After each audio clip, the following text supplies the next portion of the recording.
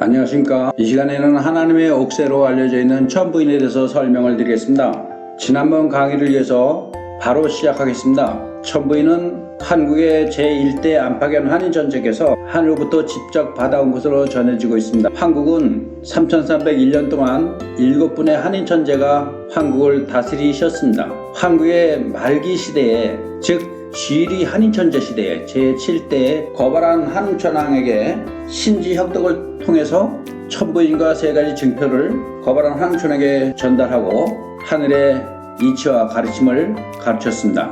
거발한 한웅천왕께서는 신지혁덕으로부터 천부인을 받고 백성들을 신시에 모여 살게 하고 나라 이름을 배달이라고 했습니다. 배달이라고. 그러나 배달국을 건국했지만 다스리는데 어려움이 많았습니다. 한국의 말기에 다스리기 어려운 강한 족속이 있었는데 그들이 웅족과 호족입니다. 한웅천왕께서는 걱정이 그 백성들 때문에 많이 있었습니다. 늘 걱정이 많았습니다. 한웅께서는 나라를 제대로 잘 다스리기 위해서 삼신 하나님을 믿는 가르침을 세우고 웅족과 호족 무리들을 모아서 너희들이 잘못하면 서로 추방하고 없애버려도 좋다는 아주 강한 규범을 만들어서 그 웅족과 호족에게 하고 굳게 맹세를 하게 했습니다. 그 시절 종족의 이름도 다르고 풍속도 달랐습니다. 토착 세력, 원주민을 호족이라고 하고 새롭게 이주해온 백성들을 웅족이라고 하였습니다. 호족은 성질이 깐깐하고 탐욕스럽고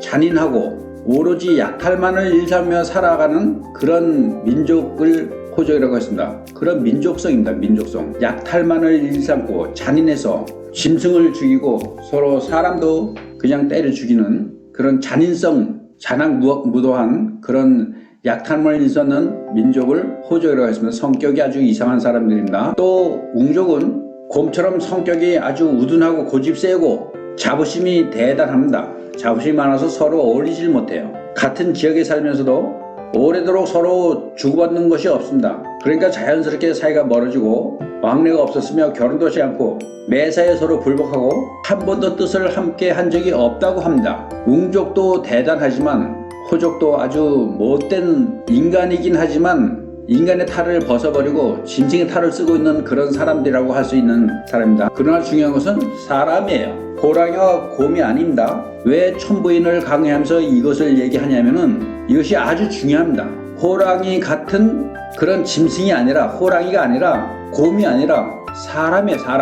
사람인데 사람도 천부인으로 홍인간 만들 수 있다, 그런 뜻으로 지금 이것을 설명하는 것입니다. 한국의 말기에 한웅천왕께서 배달국을 건국을 하셨지만 이렇게 아주 태산 같은 근심 걱정을 가지고 있었다 이 말입니다. 그러나 하나님을 믿는 규범을 강하게 만들어서 그 종족들이 서로 이름도 다르고 풍속도 달랐지만 그들을 홍인간으로 만드는 그런 과정이 이제 있습니다. 육신적인 위주로 사는 사람이 있고 정신적인 삶을 사는 사람이 있는데 둘 다 육신 위주로 살던 사람이었어요. 웅족이나 호족 똑같이. 웅족도 호족도 서로 가까운 이웃으로 살고 있었는데 서로 왕래는 없었습니다. 결혼도 하지 않고 서로 탈인하고 도륙하고 뺏고 잔악무도한 그런 사람입니다. 또 한 웅족은 아주 고집세고 곰처럼 고집세고 우직하고 무식하고, 근데 그들이 늘 신단소에 와서 기도를 했습니다. 하나님께 드리는 그런 제사 드리는 나무 아래에 와서 자기들도 기도했습니다. 그런데 하루는 웅시족의 여왕이 한웅천왕의 덕이 많은 것을 소문으로 듣고 웅시족의 무리들을 거느리고 와서 청하기 원하건대 우리 백성들도 신시의 계율을 따르는 백성처럼 그렇게 살기를 원합니다. 그러니 운막을 짓고 살 터전을 주시기를 바랍니다. 이렇게 청했습니다. 백성들, 신시의 백성처럼 살게 해달라고 청했습니다. 그 청함을 들은 한웅천왕께서는 웅시족의 여왕의 청원을 받아들여서 웅시족의 여인들도 신시의 백성처럼 삼신 하나님을 섬기면서 살도록 터전을 마련해 주셨습니다. 그리고 하나님의 신통한 능력으로 황골이신이란 말은 자기들이 믿고 있던 그 잡신들을 버리고 하나님을 섬기는 그런 황골탈태보다 더 아주 강한 것입니다. 이것이 황골탈태보다 더 강한 것, 신을 바꾸는 것, 신. 육신 위주의 아주 동물적인 삶을 사는 인간, 그들을 변화시켜서 정신 위주로의 삶을 변화시키는 그런 변화시키는 능력을 행하시고 또 웅씨족 여인들에게 신령한 체험을 많이 하도록 그렇게 도와주셨습니다. 웅씨족이 머물던 곳을 정하여 주며 그들을 환대하여 받아들이고 그 자손들이 산업에 힘쓰며 살게 됐습니다. 배달국과 이제 배달국에서 운영하는 이런 농사일이나 이런데 산업에 힘쓰면서 같이 어울려 살게 됐습니다.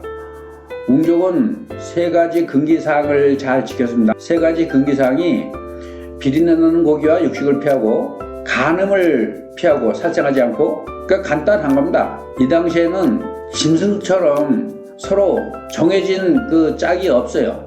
아무나 마음에 드는 사람들하고 이렇게 서로 간음하는 그 짐승들하고 똑같습니다. 짐승처럼 살고 있는 겁니다. 사람의 모습을 하고 있지만 짐승처럼 사는 거예요. 짐승처럼. 근데 살생하지 않고 그렇게 계속 수련을 했습니다. 웅씨족의 여인들은. 웅족은 신시의 계율을 준수하고 한웅천왕과의 약속을 잘 지키고 그런 결과로 아주 건강하게 되고 여성들은 아름다운 모습으로 변모가 되기 시작했습니다.